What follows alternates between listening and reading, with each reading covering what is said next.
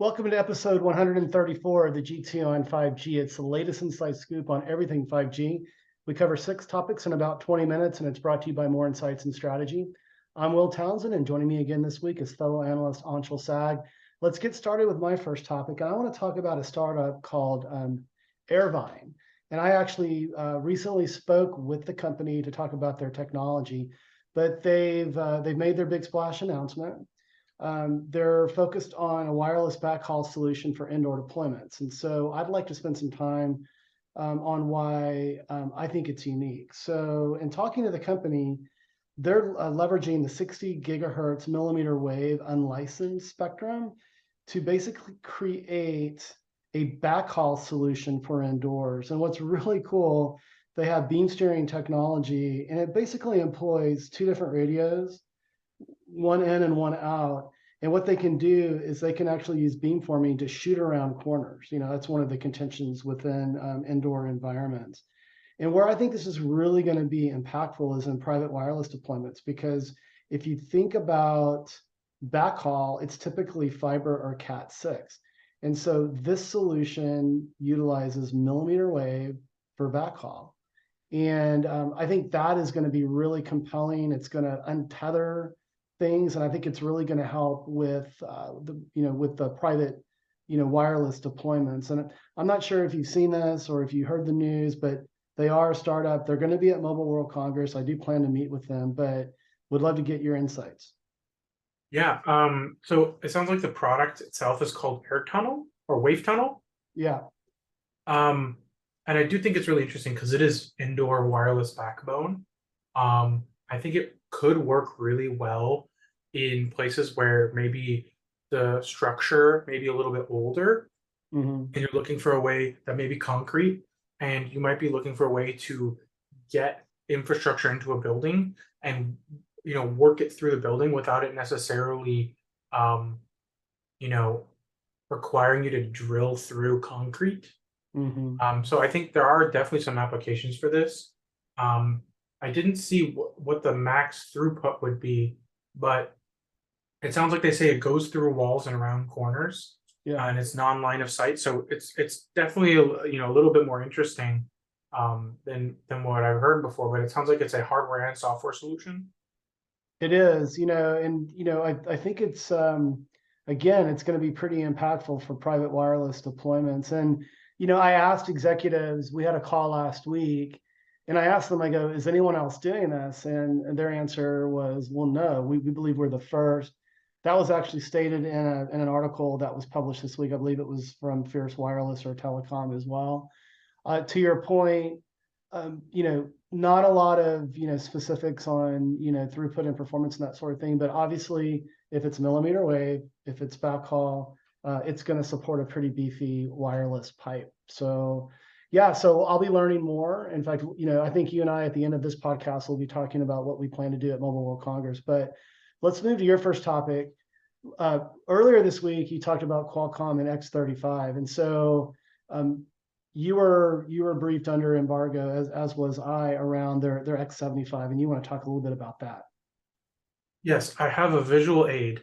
So we've got a Snapdragon logo here, and on the other side is the Snapdragon X75 modem with a diagram of the converged millimeter wave sub-6 and millimeter wave sub-6 transceiver, and what's supposed to be the RF front end. I'll move it a little closer to the camera so you can see.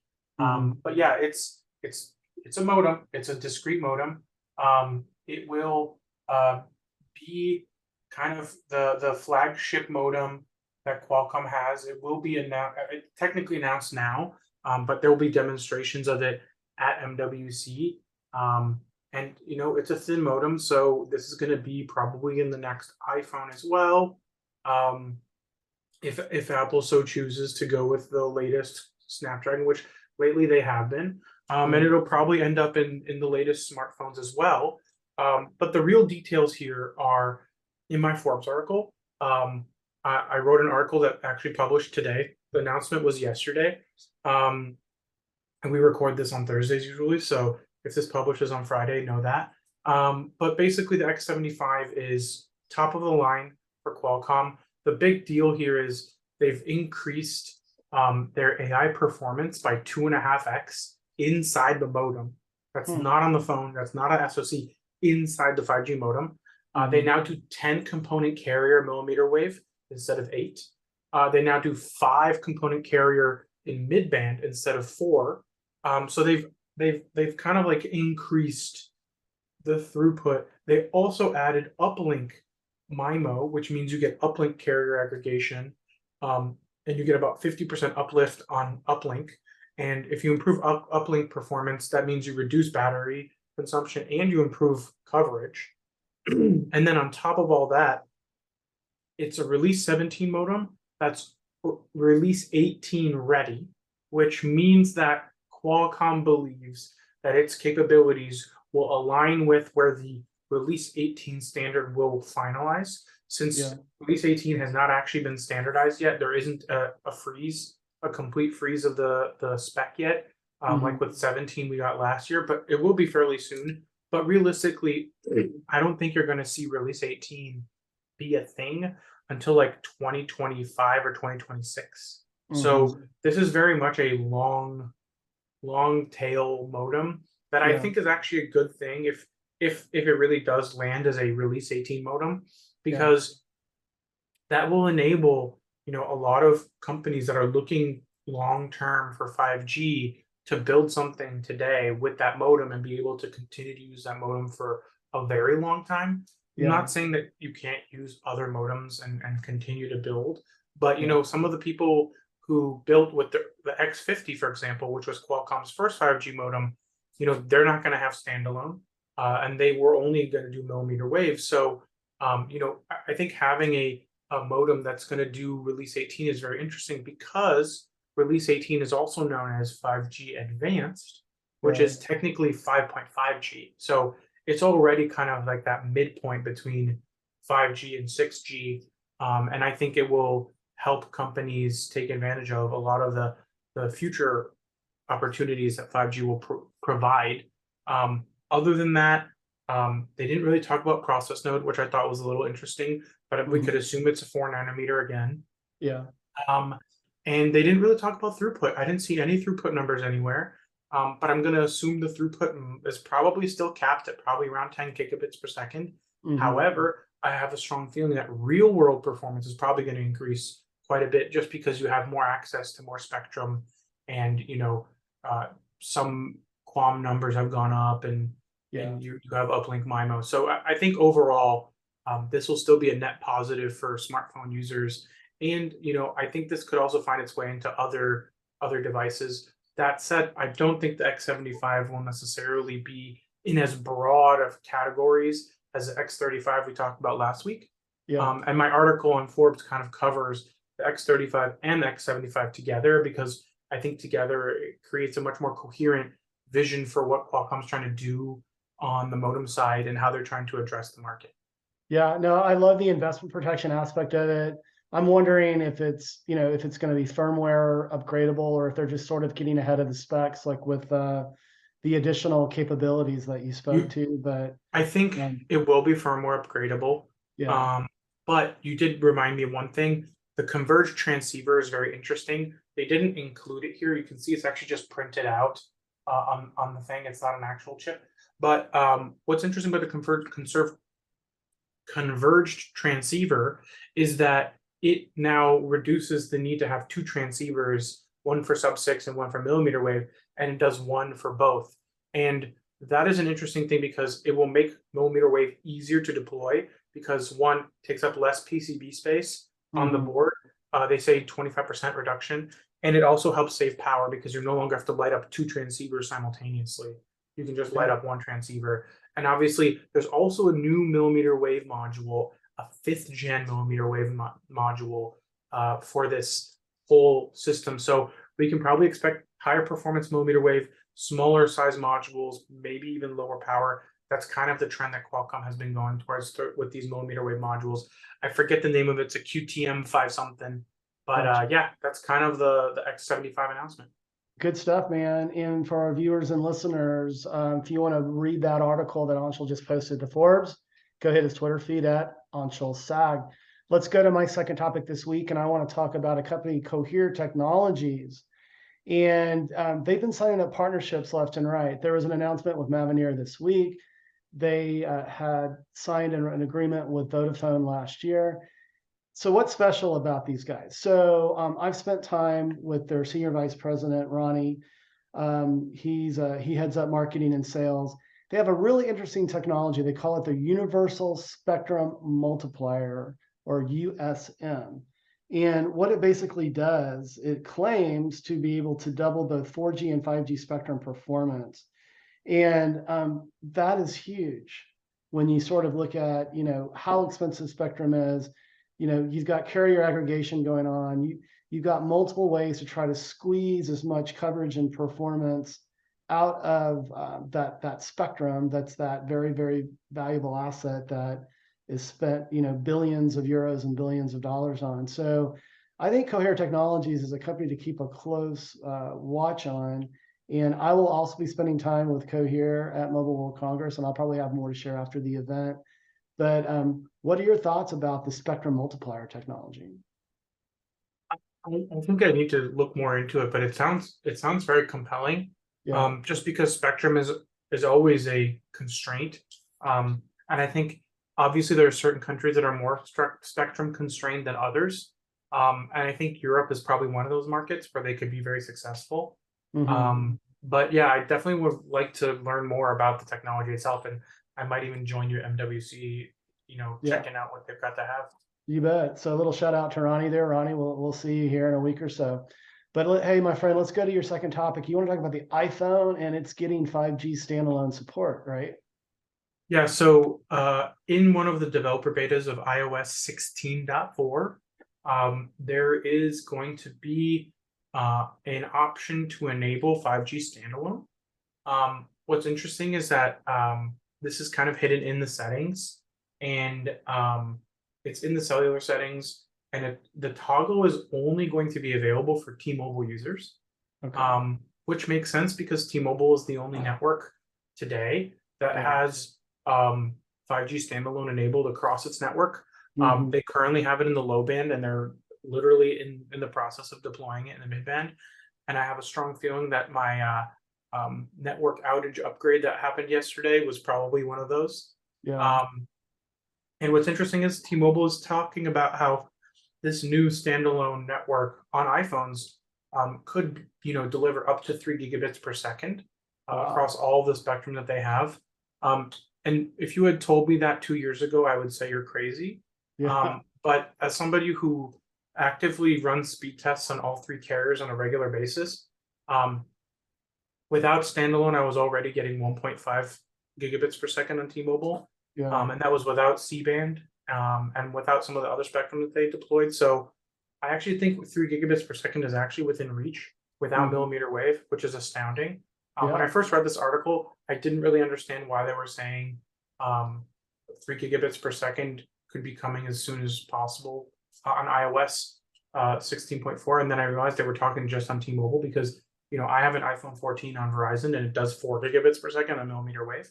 But it's really interesting because they're talking about, aggregating, 2.5 gigahertz bands plus 1900 megahertz, and they're not even talking about 3.7. So it's really interesting. And, standalone is not really about speeds, honestly, but it's going to enable higher speeds just because, there's a lot more to put together in terms of spectrum. And the device will be able to enable it. I think there's a little bit of a confusion here from this 9 to 5 Mac article I'm reading, because they seem to be conflating standalone with higher speeds, even though those speeds could totally be accomplished on NSA as well. But SA will have better coverage, and I'm really hoping to see how this translates to on network slicing. And because Apple is adopting this, I think that really bodes well for standalone applications, because iOS and iPhones are just a really huge user base. And if if operators are able to say that Samsung and Apple both have standalone enabled on their network, that's probably, the majority of their users are across those two OEMs. So Yeah. I think that's actually the big story here. But it's very exciting. This is 16.4 beta, so it's not a commercial release yet, but these betas usually release, in the next few weeks after their beta. So we could see Yeah. this in the next month or two after MWC.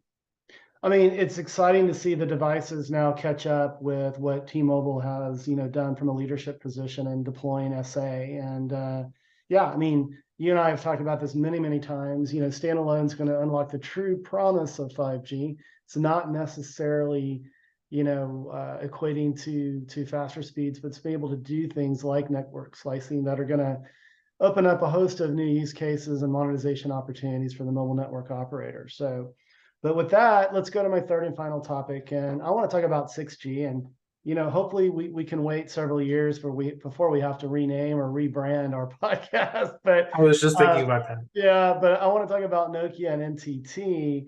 And they've both achieved two technical advances on the path to 6G. And, as I read this article, and it was a light reading article, it made me wonder, will the future of mobile networking become aware? And it kind of reminds me of Skynet and Terminator. I'm a total science fiction geek, but let me share the details. So this news broke just earlier this week, and the two milestones that they announced, one was the first implementation of AI and machine learning into the radio air interface, which effectively gives 6G radios the ability to learn. So kind of chew on that for a minute.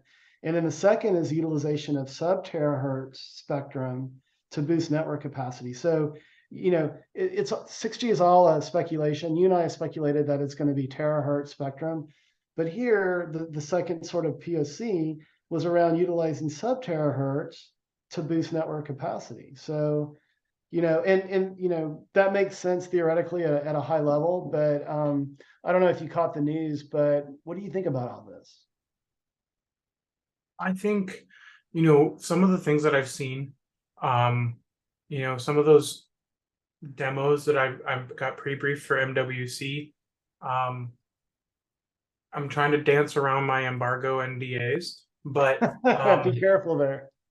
all I'm gonna say is that AI accelerated networks and AI accelerated devices working with AI accelerated networks are going to be a thing, whether that's in 5G or in 6G. And I think that we are going to see, a lot more intelligence built in on both ends to maximize performance and battery life, to enable, some of these terahertz and sub-terahertz applications. I will say that, I think if you think millimeter waves propagation is bad, wait till you see terahertz. So that's going to be an interesting conversation to have. I think there's many years of research that need to occur, both trial and error, to make terahertz a viable band of spectrum. And that introduces a whole different type of antenna that you would need to include on the smartphone, which would then, introduce an entirely new BOM problem. So I think we're very much, I believe that 6G will probably be more in the 7 to 12 gigahertz range. And we will see maybe in the sub terahertz range or even terahertz range. But it'll be really interesting to see how 6G pans out. That said, to your point, I've also been thinking about when we need to rename this podcast. And hopefully it won't be anytime soon. But yeah, I think it's really interesting, and I don't think it hurts to talk about 6G and think about it. But we're probably 7 years away from it actually launching. And we probably shouldn't really be talking about it in a meaningful manner for another 4 or 5 years, because most of it will be just pie in the sky like it is right now. But yeah, there's lots of research going on, and I think 6G is probably going to be the next battleground for a lot of different industries. 5G was a very heated one.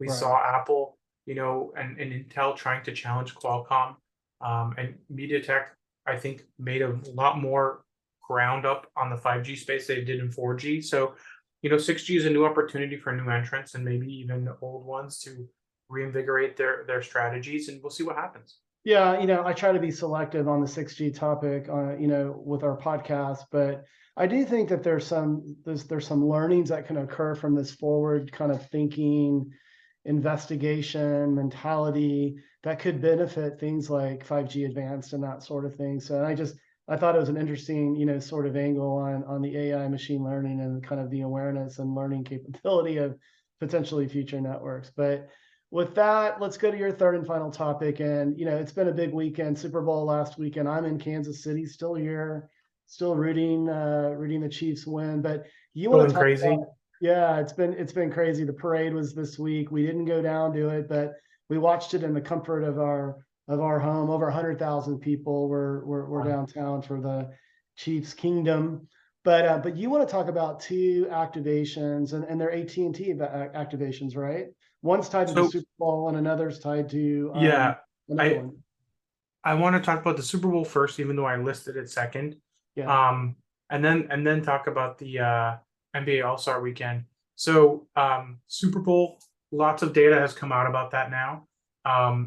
Verizon claims that their customers made up 60% of the Super Bowl's attendees, which is an interesting demographic, because Super Bowl tickets are not cheap. And then I'm kind of jumping between articles because I've got a Verizon publish here, I've got a light reading article, I've got an RCR article. So I'm going to be all over the place a little bit here, but I'm going to try to be quick and efficient with my use of time. Okay. It says Verizon users use 47.8 terabytes of data, while AT&T users use 21 terabytes. And if you extrapolate that data, you can do some math about how many AT&T people there were, how many Verizon people there were, and how many T-Mobile people there were in the stadium. I'm not going to do that now. AT&T says its customers use 21 terabytes of data compared to 13 terabytes last year and 10 terabytes during the 2020 game, which is, and nearly half of that usage, 9 terabytes, occurred during pre-game activities, which I find very interesting because people are just probably bored and trying to consume their time and doing stuff, all of the many hours of pre-game stuff and activations that occur at the game. And then they said that AT&T had also shared that 5G data usage was up 81% compared to last game.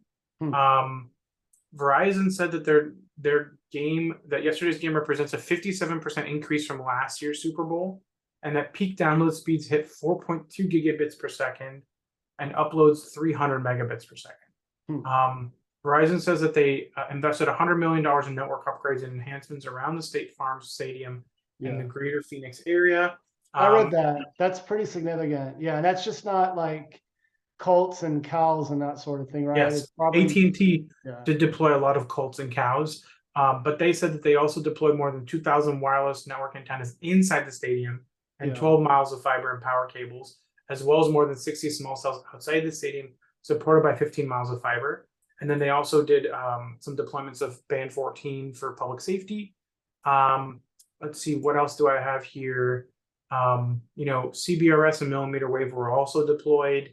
T-Mobile deployed 140 megahertz of 2.5 gigahertz spectrum at the stadium, and their story was actually that they're not doing any kind of special deployments, but rather that they're just upgrading the whole Phoenix area as a whole as a component of what their strategy was. Right. Cisco also did a lot of upgrades to their DAS systems and upgraded things to Wi-Fi 6, which is a big deal because that adds security and capacity. Right. And then, there's just all kinds of stuff. And then on top of that, so in addition to the Super Bowl, there was another AT&T activation that's occurring, I believe, later in the month, which is the NBA All-Star Game. And AT&T seems like they're like the official partner here. So they're doing, a slam dunk contest. They're doing a concert. They're going to deploy 1,600 wireless network improvements across the area of Salt Lake City, increasing C-band, mmWave, and band 14 spectrum. It starts on the 17th, which is actually tomorrow, which is probably when a lot of people are going to listen to this. And there will be some. I think where I found it was there was the slam dunk contest, which was Shaquille O'Neal. I'm probably going to watch that. I'm not going to lie. And then there's also the concert lens, so you can watch the Kid Leroy perform live, and then there will be a remix later on that you can also watch. There's all kinds of stuff going on that's AT&T related. It seems like they're a very big sponsor here. And there's an above the rim cam presented by AT&T 5G, which they already had in previous years, which I have actually seen.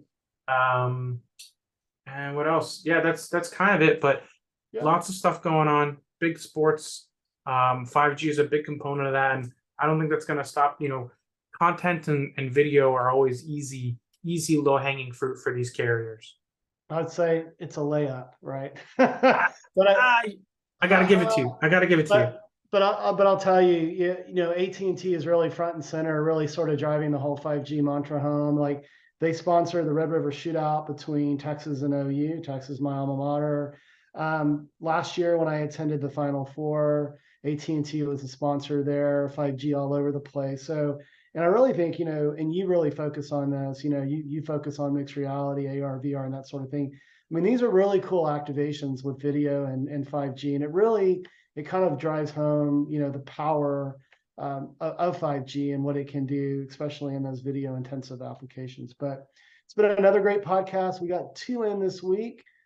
Before we sign off, though, we just want to tell our listeners and viewers, next week will be a preview of Mobile World Congress. So Anshel and I will be coming with sort of our expectations, what we think is going to be going on. And we're also, while we are there the following week, we are going to try to do some video at the FIRA, and we may even try to pull in our chief analyst, Patrick Moorhead, to join us for some of that. But with that, why don't you take us home? Absolutely. I'm very excited about MWC. It's usually one of our biggest shows of the year, and it's a big deal for 5G in general. So I'm very excited about that, and hopefully we'll talk about it more next week and the week after, just because there's just so much news that comes out during that week that one podcast wouldn't do it justice. So we hope our viewers and listeners found this week's topics interesting.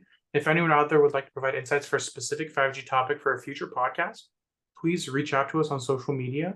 Will is at Will Town Tech, and I'm at Anshel Sog. We hope you have a great weekend, and please tune in again next week, and don't forget to rate and subscribe.